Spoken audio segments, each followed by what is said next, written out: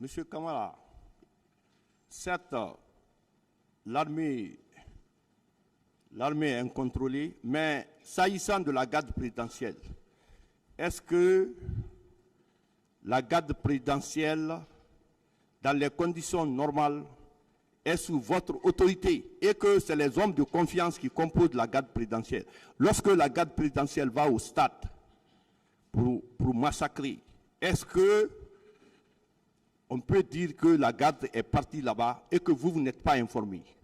Qu'est-ce que vous en dites? Maître, je pense que j'ai suffisamment parlé de ça. Oui. Et je reviens sur les propos de M. Toumba. Lorsqu'il parlait de sa formule, de sa célèbre formule, il parlait de noyaux et des électrons libres. Ce fut le cas.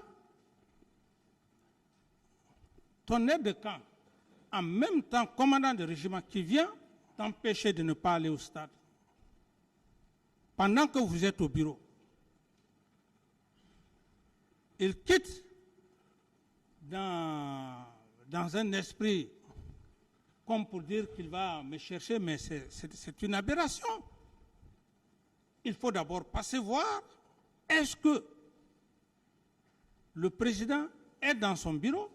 Et surtout, il a déclaré ici qu'il avait déjà mis une garde pour dire que le président ne doit pas sortir. Et dans votre métier, c'est ce qu'on appelle la séquestration. Il ne vient pas voir cette garde pour se rassurer si le président est là. Je pense qu'il n'y a pas de débat à ça, maître. Vous êtes des pénalistes et vous en savez mieux que moi. Voilà, Monsieur le Président Moussa Dadis Kamara, ce que je n'ai pas compris, dès que la garde présidentielle est arrivée au stade et les hommes de Kaléa,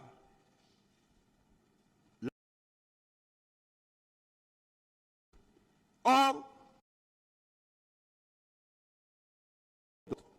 quelle que soit la situation, vous devez rester. Est-ce que cela, ce n'était pas une entente? Lorsque la garde présidentielle est là, eux, ils quittent. C'est comme si en droit, on dit la présence du procureur sur le lieu de l'infraction dessaisisse les officiers de police judiciaire. Pourquoi la police et la gendarmerie ont créé le vide avec l'arrivée de la garde présidentielle concernant le massacre? Est-ce que ce n'était pas une entente? Dès que nous verrons vous quitter, parce que ce qui va se passer, c'est autre chose. Une entente? Une entente entre qui et Une entente, c'est-à-dire que ceux qui viennent pour massacrer, quand ils arrivent, ils disent, bon, quittez, hein, sinon, si des choses vous arrivent, vous êtes responsable.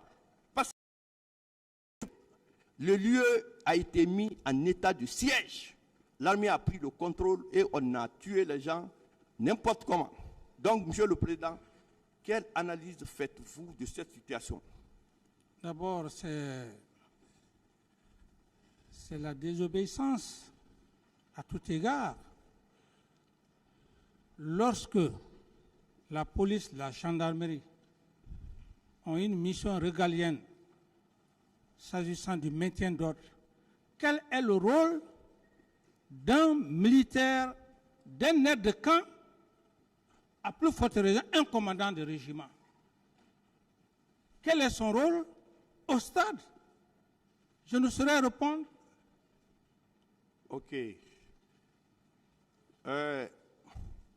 Monsieur le Président, au moment où vous étiez aux affaires, une lutte avait été engagée contre les narcotrafiquants. Des gens ont été arrêtés au camp là-bas, interrogés.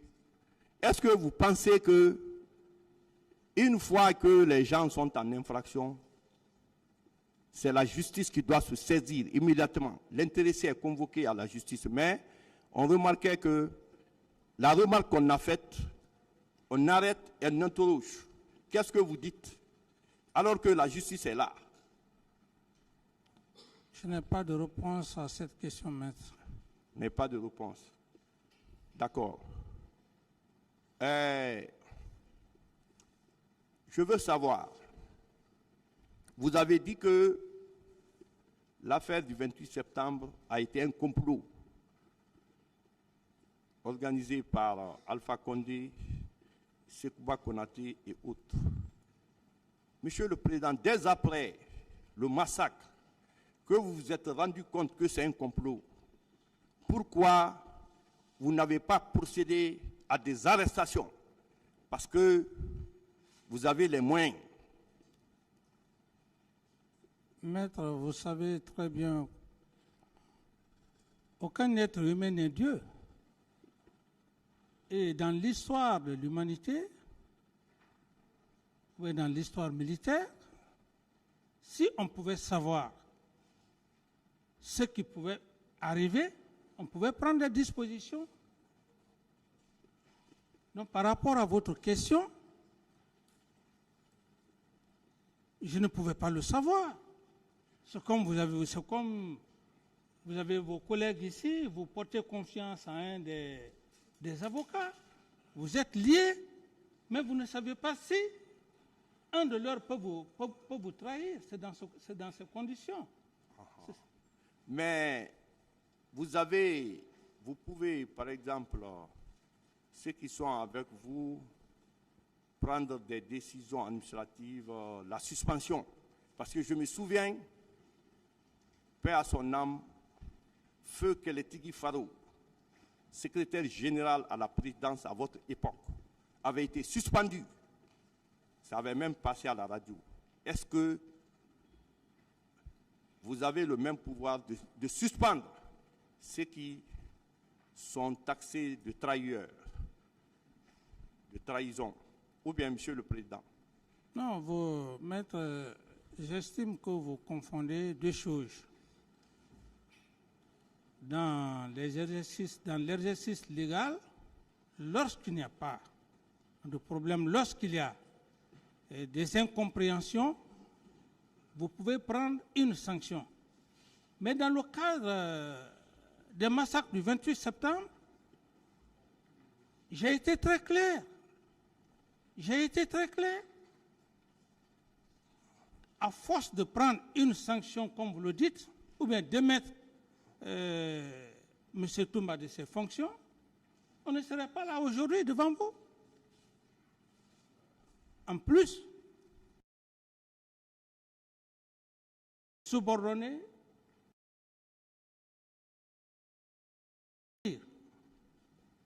était inférieur par rapport à la commission nationale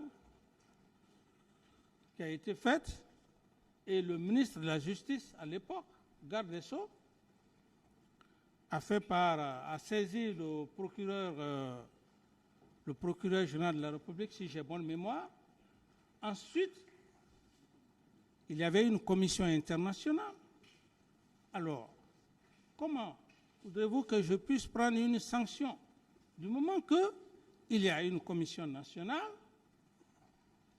Le procureur, le ministre de la Justice est saisi, une commission internationale, il fallait à ces deux institutions. Selon la commission nationale d'enquête indépendante, à la page 5, à la page 15, 7e paragraphe, il est écrit que les manifestants ont été blessés, fracturés. Certains manifestants qui couraient ont été abattus. Et une partie des manifestants se sont cachés dans la cour de la CMIS, Compagnie mobile d'intervention de sécurité. Et les militaires sont partis les pourchasser. Il a fallu l'opposition de la police pour dire ceux qui sont venus ici, ils ne vont pas sortir. Monsieur le Président, quelle analyse faites-vous de cet écrit qui a été fait contradictoirement sur votre présidence, que vous avez vous-même voulu que ça se fasse? Mais ça, c'est indépendamment de ma volonté. J'ai joué un rôle capital. Je ne me suis pas limité à l'international. Cette commission nationale, je n'avais aucune autorité sur cette commission nationale. Elle était indépendante. Et dans cette commission, il y avait même des magistrats aussi et une bonne partie de la société civile. Alors, donc, je suis vraiment désolé que vous me rappeliez de cette situation. Ok. Monsieur le Président, dans l'une de vos interviews, vous avez dit qu'on vous a posé la question de savoir pourquoi vous n'avez pas procédé à des arrestations. Vous avez dit que vouloir procéder à des arrestations, que ça serait un règlement de compte. Qu'est-ce que vous voulez dire? Oui, règlement de compte, mais la justice est là. La justice, on ne peut pas arrêter des gens sans fondement. C'est pour cette raison d'ailleurs que j'ai donné instruction à l'époque au ministre de la Justice pour des enquêtes, et c'est cette justice qui devrait faire des arrestations.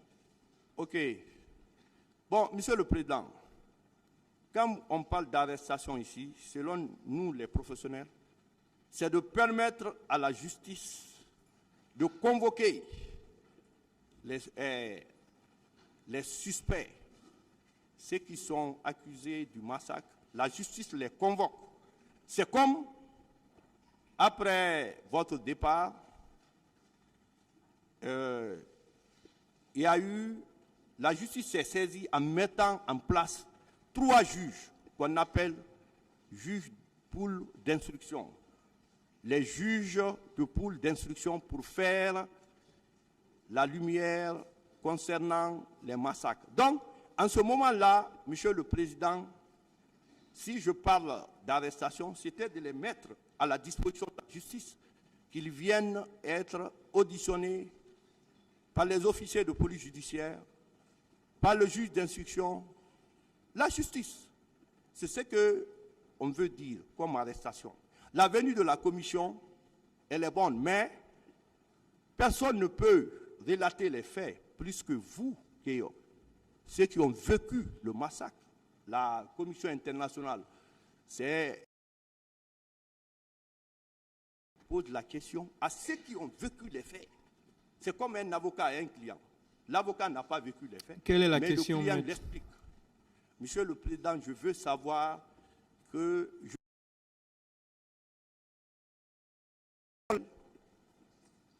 pourquoi il a dit que les arrestations seraient un règlement de compte, alors qu'il y a eu massacre. Oui, maître, le terme est très clair. Il y a eu massacre. Il faut préalablement faire des enquêtes pour arrêter X ou Y. Et surtout à l'époque, il y avait le ministre de la Justice, garde des Sceaux. Je l'ai instruit. Je pense que la justice est au-dessus de tout. D'accord. Est-ce que, à l'époque, M. Mangou, M. Colonel, il était colonel, colonel Mangou Gubati, c'était lui le directeur de votre bureau de presse, celui qui lisait les décrets à la télévision, Mangou Gubati, colonel Mangou Gubati. Est-ce que c'était lui le directeur du bureau de presse à la présidence? Je n'ai pas de réponse à cette question, maître. Ok. Monsieur le Président, concernant le régiment, vous savez, le régiment, c'est l'ensemble des bataillons qui forment le régiment. Est-ce qu'aujourd'hui, vous êtes d'accord que les chefs de section, les chefs de compagnie de ce régiment comparaissent devant leur version des faits?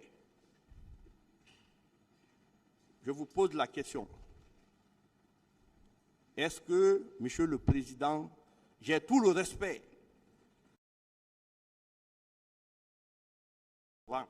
Mais je veux savoir, est-ce que vous êtes d'accord que tous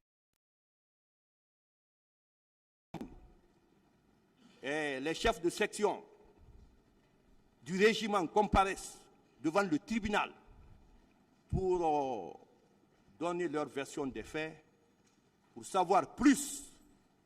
Est-ce que vous êtes d'accord, Monsieur le Président?